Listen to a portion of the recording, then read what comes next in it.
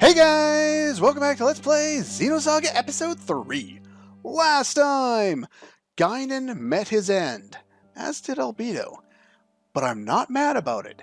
And this is probably a good time to mention that I don't just hate this game because of how much I bitched about Milsha.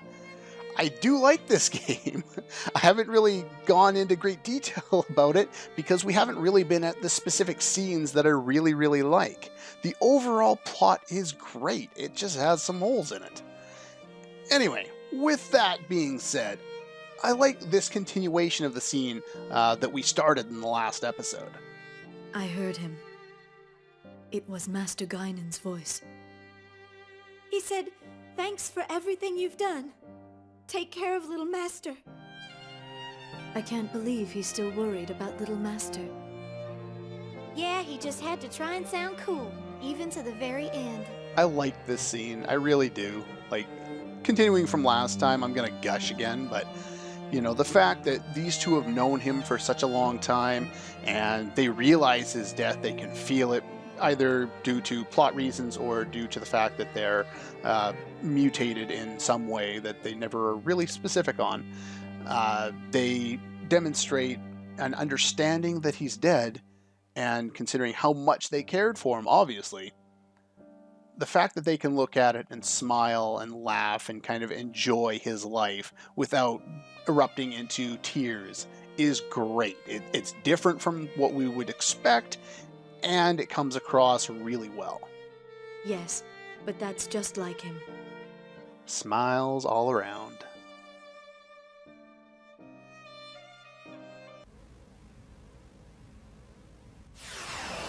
No smiles here. Well, they probably are smiling, but they're not making me smile. Now his wish has come true. The awakening of the remaining vessels will come soon.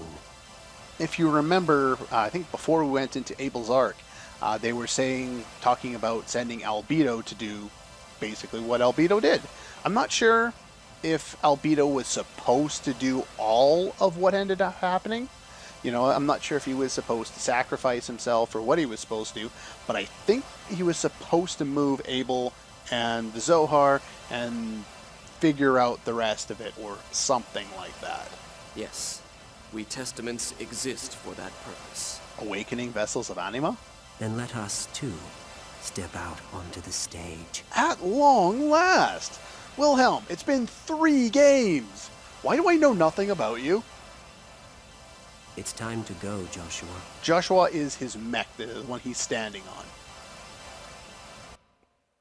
There will be a database entry on that later. It's weird, the database in this game is nowhere near as important through the first half as compared to episode 1, where in the first half you learn a bunch of stuff pretty much throughout the game.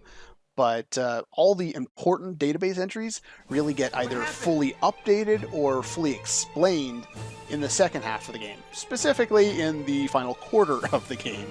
So we'll try and avoid just dumping everything out of there when we get to it, but there will be specific scenes and ideas that I want to explore in there when we get there. The energy flow from the reactor suddenly cut off. It's cool. It's voiced by the same lady who does Junior, and just actually playing a female character this time. What about the sub-reactor? We're executing an emergency startup. That's Shion. Send all the sub-reactors power to atmosphere maintenance and life support. Togashi, what's going on? Why did the lights suddenly go out? Hello, Miyuki. We haven't seen you in quite some I time. don't know. From what I heard, the reactor disappeared or something. Everything seems to be disappearing. What? Planets, people. What's gonna happen to us? Togashi, do something! How would you know what to do? Shion. Yeah, that scene doesn't really have a great deal of importance. Save the game? We could, Proceeding? but no. Hi, look at all the Gnosis. I'm guessing that's Mictum?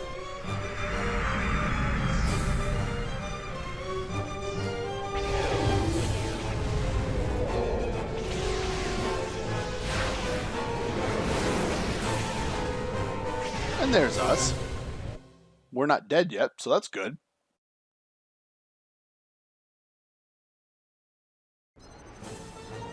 Mictum's shining. Shining? Yuria said something is sleeping on Mictum. Zarathustra. Do you think it's related to the disappearance of the Zohar? Albedo told Captain, you where he it's sent Ormus that. mobile weapons. They're headed this way. Joy. What? Ormus mobile fleet confirmed. They're surrounding us at a distance of 20,000 kilometers. Damn! Tony, take us down to Mictum!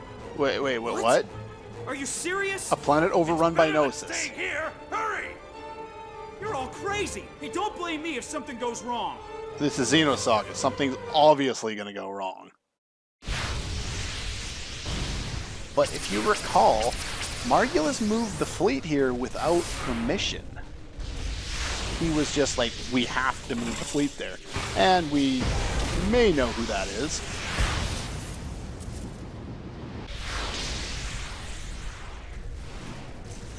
Looks somewhat similar to the way those mechs did in episode 2. But we have seen those two before. The two mechs that were there. What are you doing, Margulis?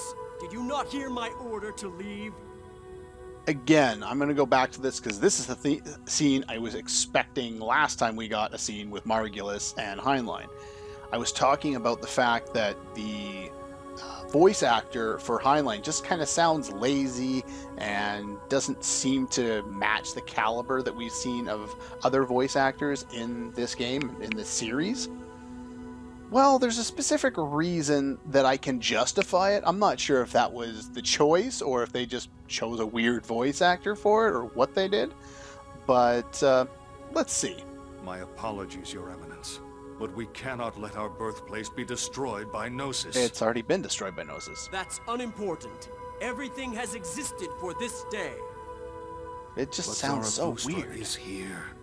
Without that, our dream of returning to lost Jerusalem, to return to the land where our Lord sleeps, cannot be fulfilled. Isn't that what you said? Ugh. Your Eminence! It seems you've had a great misunderstanding.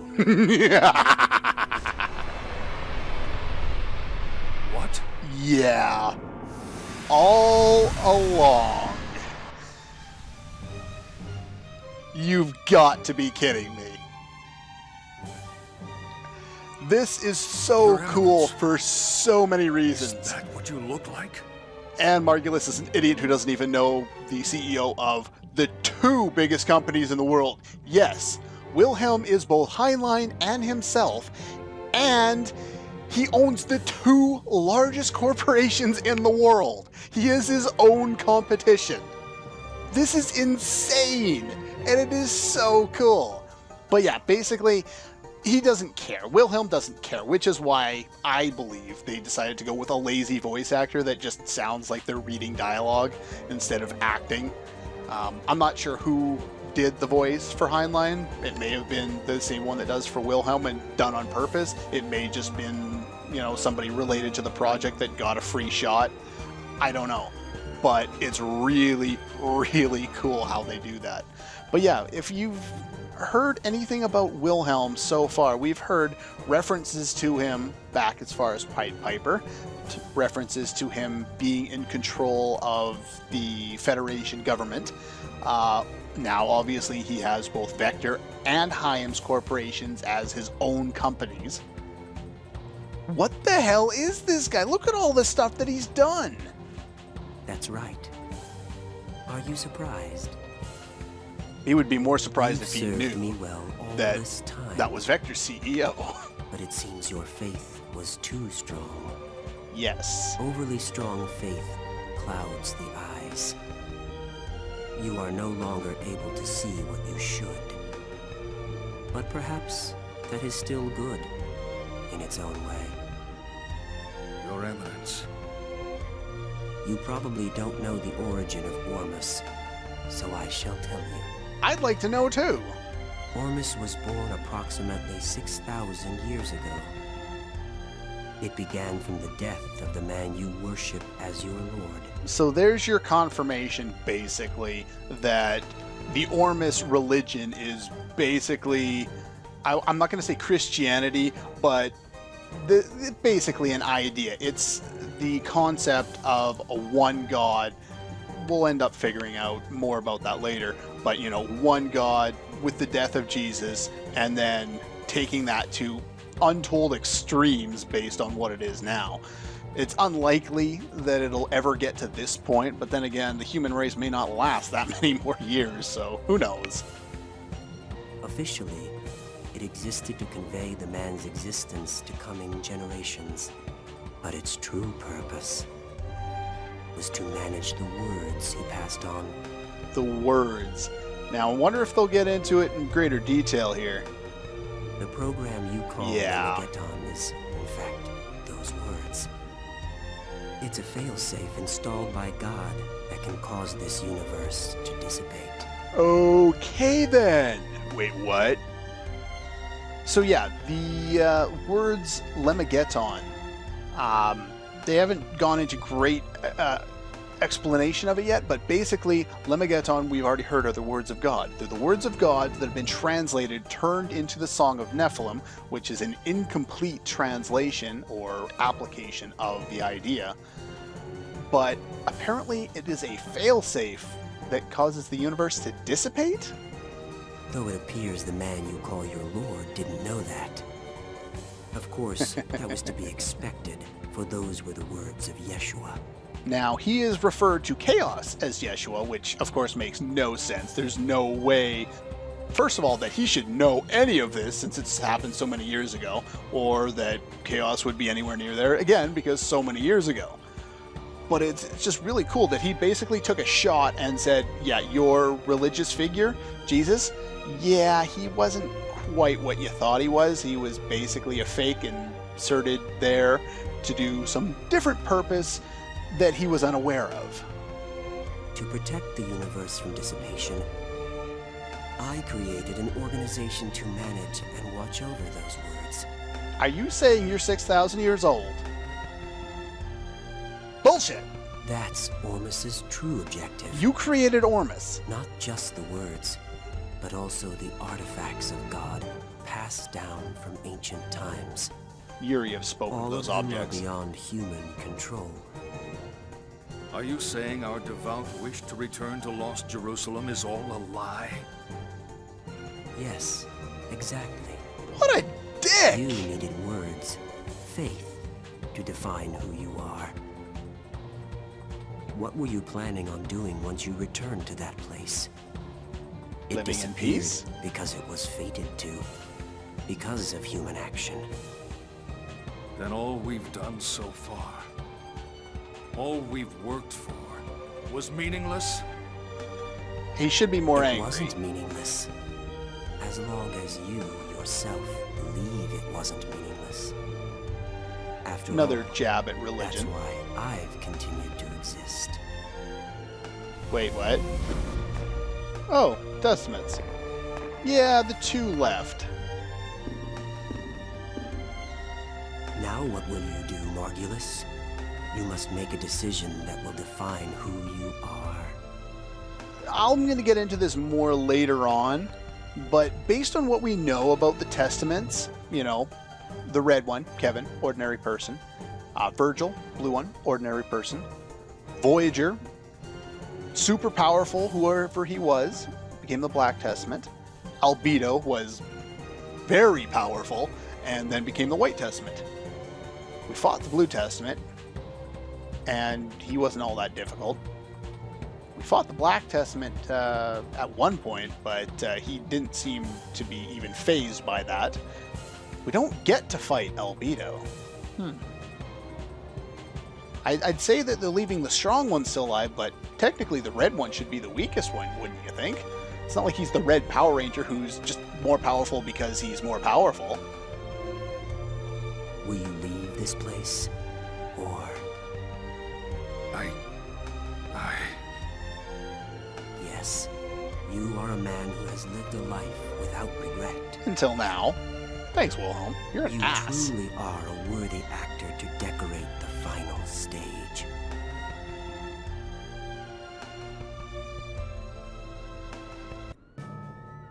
Hey, everyone alive? Yeah, what's left of us.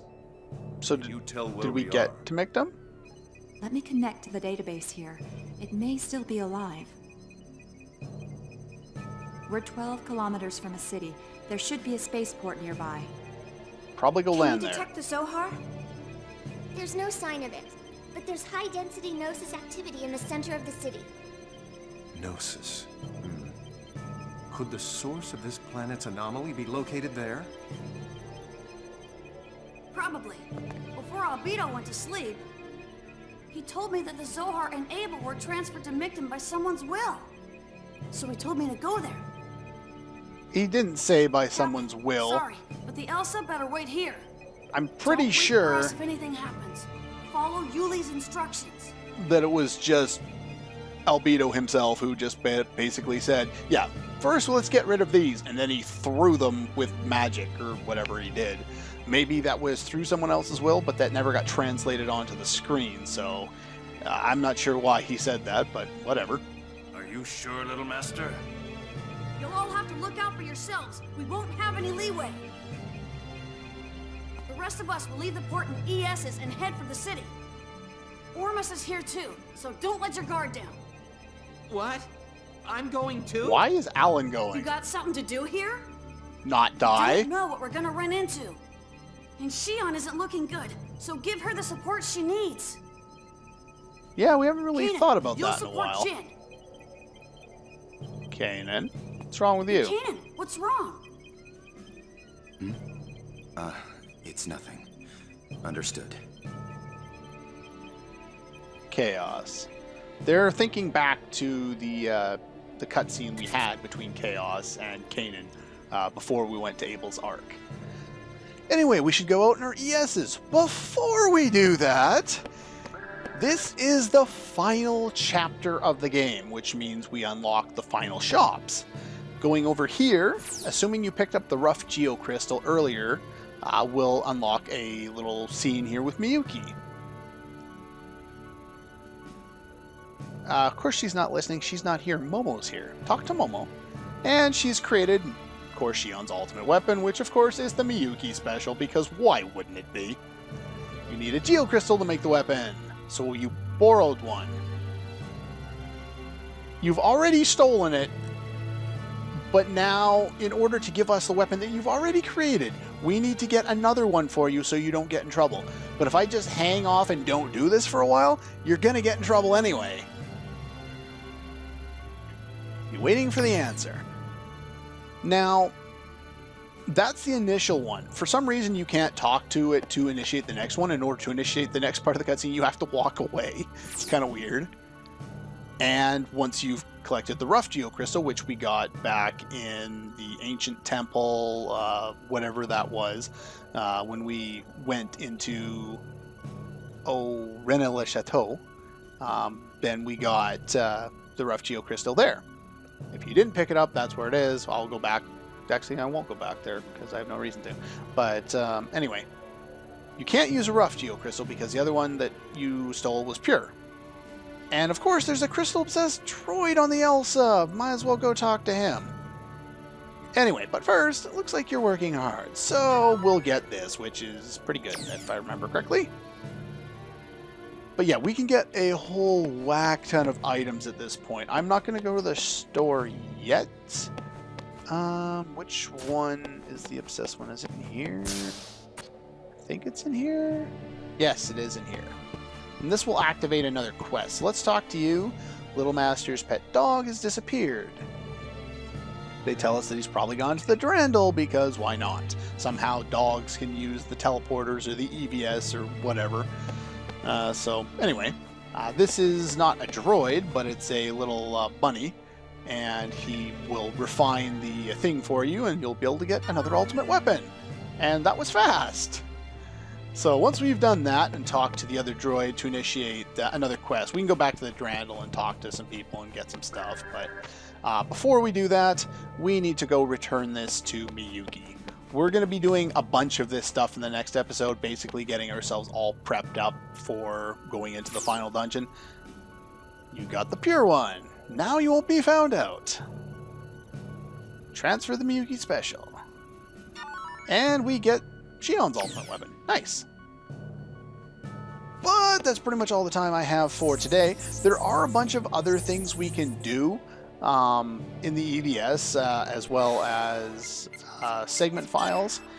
This one we can't do till later. This one we will get in a bit. And I think, yeah, there's one more left that we can finish in the basement of the Elsa there, and we'll get that in due time. But the shop's been updated in 2 ways, and we'll get into that next time, where we spend a lot of money. And I have 800,000, and it's almost all going bye-bye. That's all for this one, and I'll see you guys next time.